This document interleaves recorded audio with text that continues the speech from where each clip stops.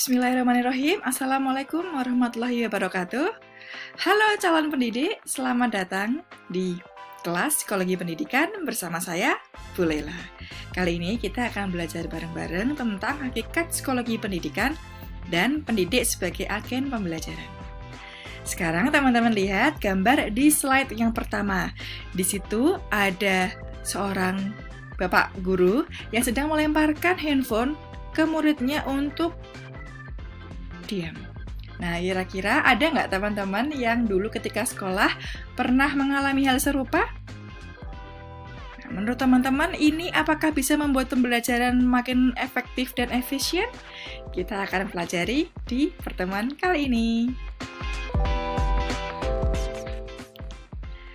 Oke, ini adalah capaian pembelajaran mata kuliahnya, bahwa mahasiswa mampu memahami prinsip dan konsep psikologi yang berperan teoritis aplikatif dalam konteks proses pembelajaran. Jadi, setelah perkuliahan ini teman-teman akan mampu 3 hal. Yang pertama adalah menjelaskan pengertian psikologi pendidikan, kedua, peranan psikologi pendidikan dalam pembelajaran, yang ketiga adalah pendidik sebagai agen pembelajaran. Nah, yang pertama, pengertian psikologi. Kita akan bahas dulu. Dari bahasa Yunani kuno, psike berarti jiwa, logos berarti ilmu. Jadi, secara etimologi, psikologi adalah ilmu yang mempelajari tentang kejiwaan, di mana termanifestasi terlihat dari perilakunya. Ini bisa juga menggunakan metode observasi, atau pengamatan, wawancara, dan psikotes. Nah, perlu teman-teman tahu bahwa cabang psikologi ini tidak hanya satu ya, tapi banyak. Misalnya psikologi klinis, psikologi industri dan organisasi, psikologi perkembangan, psikologi sosial, dan psikologi pendidikan yang akan kita bahas lebih dalam. Nah, ini ada beberapa ahli yang menyatakan teori tentang psikologi pendidikan. Kesimpulannya adalah psikologi pendidikan ini berkaitan dengan penerapan prinsip dan metode psikologi, konteksnya ya, dalam memahami pembelajaran di lingkungan pendidikan. Ini peranan psikologi pendidikan ada 5 yang akan kita bahas lebih lanjut di slide berikutnya. Oke, yang pertama, tujuan pendidikan. Bahwa sebuah pendidikan itu penting untuk ada goal-nya. Tujuan ini bisa mengarahkan peserta didik untuk fokus mencapai goal itu. Nah, tapi tantangannya, pendidik ini seringkali kesulitan dalam merumuskan tujuan pendidikan yang tepat. Nah, disinilah psikologi pendidikan masuk untuk membantu para pendidik dalam merumuskan tujuan pembelajaran. Seperti kita ini, tujuan pembelajarannya sudah saya sampaikan di depan tadi ya, lewat CPMK-nya, gitu. Nah, yang kedua, seorang pendidik, ya, ini perlu untuk mengetahui karakteristik peserta didik. Jelas beda kalau peserta didiknya itu PAUD dengan siswa SMA.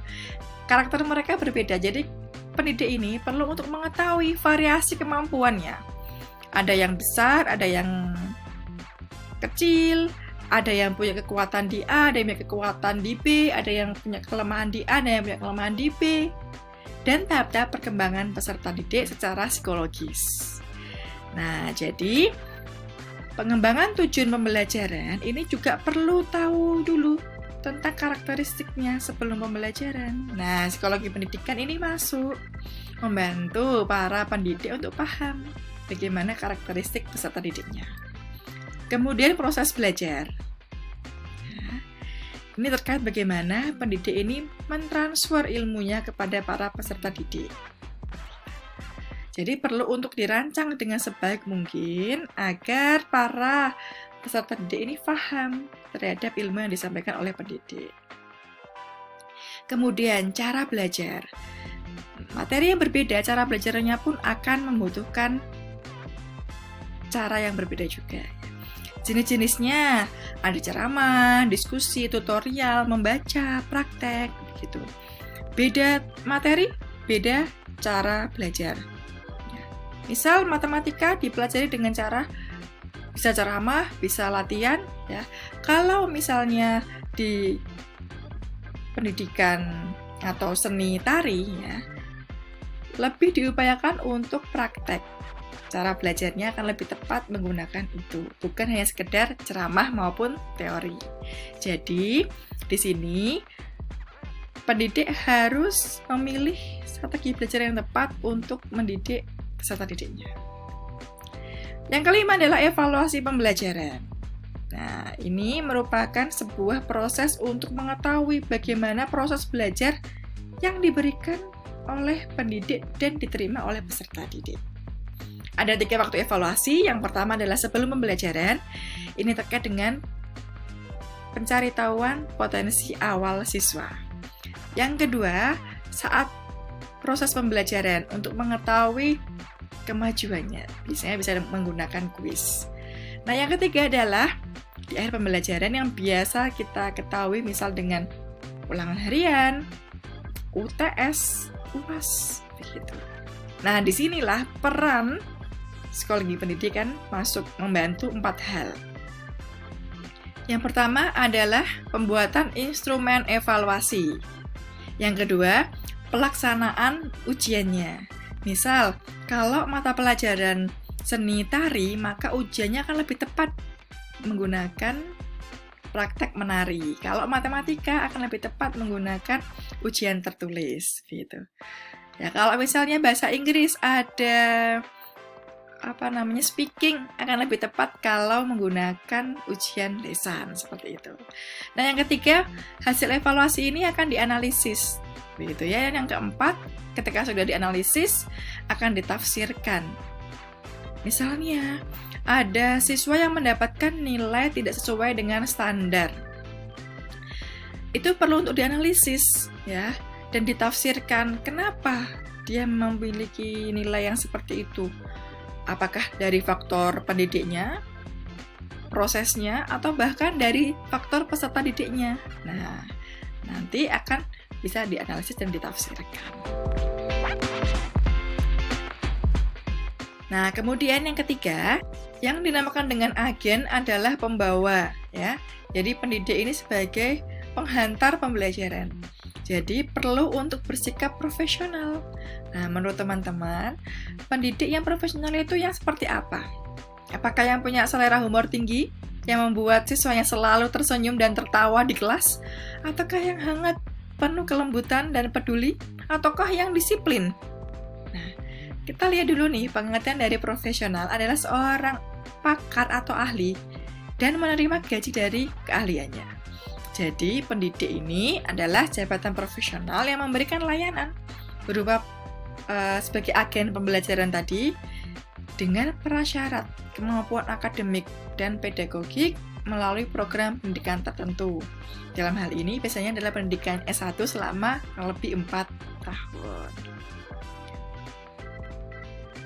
Oke, selanjutnya ini terkait dengan pendidik sebagai agen pembelajaran.